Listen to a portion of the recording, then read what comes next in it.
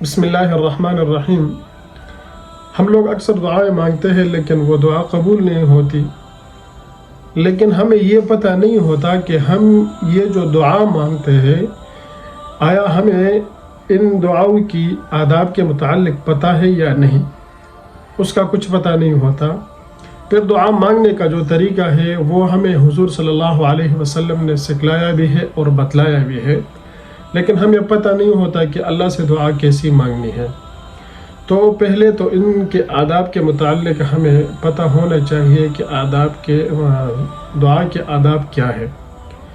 اگر آپ دعا مانگتے ہو اللہ رب العزت سے تو سب سے پہلے آپ نے اس بات کا خیال رکھنا ہے کہ آپ اپنا منہ قبلے کی طرف رکھو۔ دوسری بات، اگر آپ دعا مانگتے ہو تو ہاتھ اپنے سینے کے سامنے رکھنا چاہیے، اور ہاتھ بہت زیادہ کھلے بھی نہیں ہونے چاہیے اور بالکل ایک دوسرے کے ساتھ لگنا بھی نہیں چاہیے۔ اگر بہت زیادہ شدت سے کوئی پریشانی ہے، کوئی مشکل ہے، تو آپ پھر اپنے ہاتھوں کو اپنے سینے سے اوپر کی طرف لے جانا چاہتے ہو تو لے جا سکتے ہو، کیونکہ حضور سے ثابت ہے، حضور صلی اللہ علیہ وسلم نے بعض موقعوں پر اپنے ہاتھ اتنے اوپر اٹھا لیے کہ حضور کے بغل مبارک وہ نظر آنے لگے۔ تو یعنی ہر وقت نہیں، کبھی کبھی اگر بہت زیادہ مشکل آ جاتی ہے اور شدت سے کوئی مشکل سامنے آ جاتی ہے تو اگر آپ اس کے لیے دعا مانگتے ہو اور اپنے ہاتھوں کو اپنے سر سے بھی اوپر لے جاتے ہو تو وہ بعض دفعہ حضور نے کیا ہے۔ اور جب آپ دعا مانگتے ہو تو دعا کی فضائل کے متعلق حضور نبی کریم صلی اللہ علیہ وسلم نے فرمایا ہے کہ آپ دعا مانگا کرو اللہ رب العزت سے، اور اللہ کے رسول فرماتے ہیں الدعاء مخ العبادہ، دعا جو ہے یہ عبادت کی مغز ہے، بلکہ عبادت کی جڑ ہے۔ جس طرح ہم روزہ رکھتے ہیں، نماز پڑھتے ہیں، فرض نماز پڑھتے ہیں، حج پہ جاتے ہیں یا اور عبادات کرتے ہیں، تو اس کے لیے حضور صلی اللہ علیہ وسلم نے ہمیں ایک طریقہ بتلایا اور ہم اسی طریقے سے اس کو کرتے ہیں۔ اسی طرح دعا بھی ایک عبادت ہے اور اس کا بھی حضور نے ہمیں طریقہ بتلایا ہے، اور اس کے متعلق حضور نے ہمیں یہ بتایا ہے کہ آپ دعا وہ مستقل مانگا کرو اللہ رب العزت سے۔ آج اگر ایک بات میں آپ کے سامنے رکھ دوں، آج اگر مسلمان اتنا نیچے جا چکا ہے تو اس میں ایک وجہ یہ بھی ہے کہ مسلمان نے دعا مانگنا چھوڑ دیا ہے، وہ اللہ سے دعا نہیں مانگتے، اللہ کی طرف متوجہ نہیں ہوتا، نماز پڑھ کے وہاں سے بھاگنا شروع کر دیتا ہے۔ اور حالانکہ دعا کے لیے حضور صلی اللہ علیہ وسلم، صحابہ کرام وہ راتوں کو اٹھتے تھے صرف اس دعا کے عمل کے لیے کہ ہم اللہ سے دعا مانگیں، اور وہ طریقہ اپناتے تھے صحابہ جو حضور ان کو بتلاتے تھے۔ تو ہم نے دعا کو چھوڑ دیا۔ حضور صلی اللہ علیہ وسلم نے بہت زور دیا ہے کہ آپ دعا مانگا کرو۔ پھر دعا مانگنی کیسی چاہیے تو اس کے متعلق ایک روایت ہے، حضور نبی کریم صلی اللہ علیہ وسلم بیٹھے ہوئے تھے، ایک شخص آیا، اس نے نماز پڑھ لی، نماز کے بعد پھر دعا مانگی۔ تو دعا اس نے ایسی مانگی کہ 2-3 چیزیں، یا اللہ میری مغفرت کر دے، مجھے بخش دے، میرے اہل و عیال کو وہ معاف کر دے، 2-3 باتیں اللہ کے سامنے رکھ دی، دعا مانگی اور وہاں سے نکل گیا۔ حضور نے دیکھا تو حضور صلی اللہ علیہ وسلم نے اس کے متعلق فرمایا کہ اس شخص کی دعا قبول نہیں ہوئی۔ صحابہ نے پوچھ لیا، سوال کیا کہ کیوں قبول نہیں ہوئی؟ تو حضور صلی اللہ علیہ وسلم نے جواب میں فرمایا کہ اس نے جس طریقے سے دعا مانگی، دعا مانگنے کا طریقہ یہ نہیں ہے۔ تو صحابہ نے پھر پوچھا کہ دعا ہم کس طریقے سے مانگے؟ تو حضور صلی اللہ علیہ وسلم نے فرمایا کہ جب آپ دعا کے لیے اللہ کے سامنے بیٹھنے لگو تو سب سے پہلے آپ اللہ کی حمد بیان کیا کرو،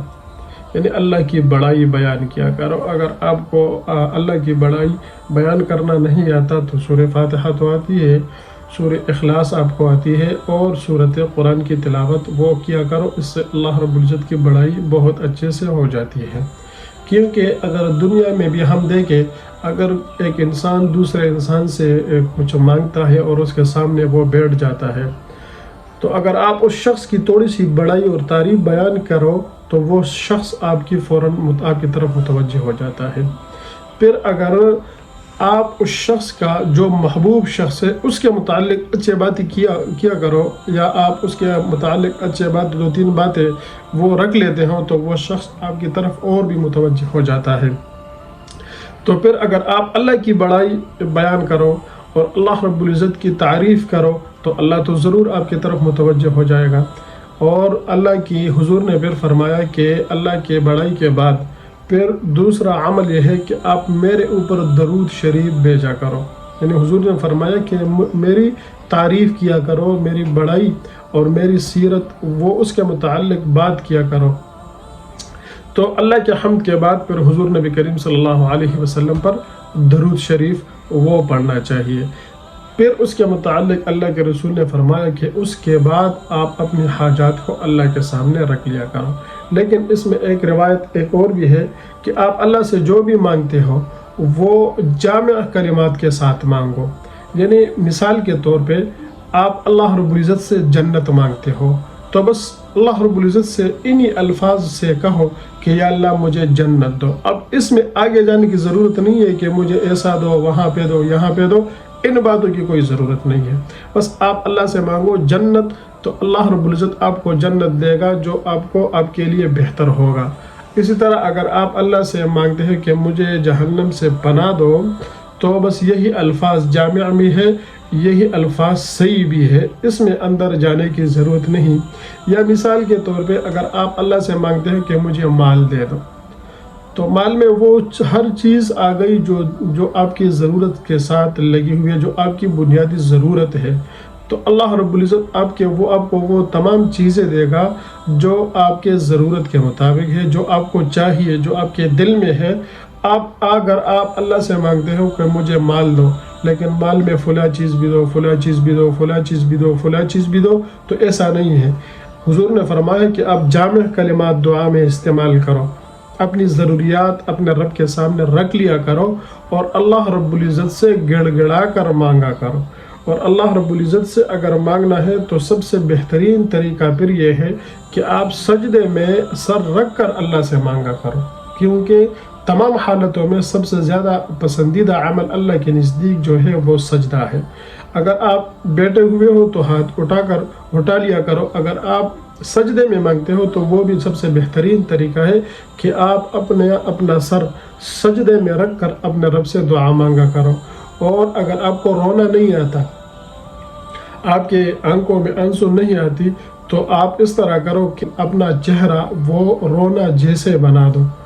تو اللہ رب العزت آپ کے دعا ضرور قبول کرے گا۔ اگر دعا قبول نہ بھی ہوئی تو اس دعا کی وجہ سے اللہ رب العزت آپ سے وہ بلا، وہ مصیبت وہ ختم کر دے گا جو آپ کے اوپر ہے یا آنے والا ہے، کیونکہ حدیث میں آتا ہے، اللہ کے رسول فرماتے ہیں کہ دعا ایک ایسی طاقت ہے کہ یہ انسان کی تقدیر بدل دیتی ہے، یہ انسان کے اوپر آنے والے مشکلات کو ختم کر دیتی ہے، اور یہ انسان پر وہ مشکلات جو اس کے اوپر آ چکی ہے اس کو بھی ختم کر دیتی ہے۔ تو ان دعاؤں کے ذریعے صحابہ نے اپنی زندگی بدل ڈالی، حضور صلی اللہ علیہ وسلم نے ان کو سکھلایا اور انہوں نے اپنی زندگی بدل ڈالی۔ ہمیں بھی اللہ سے دعا مانگنی چاہیے اور اپنی زندگی بہتر سے بہتر بنانی ہے۔ اللہ رب العزت ہم سب کو ان تمام باتوں پر عمل کرنے کی توفیق عطا فرمائے۔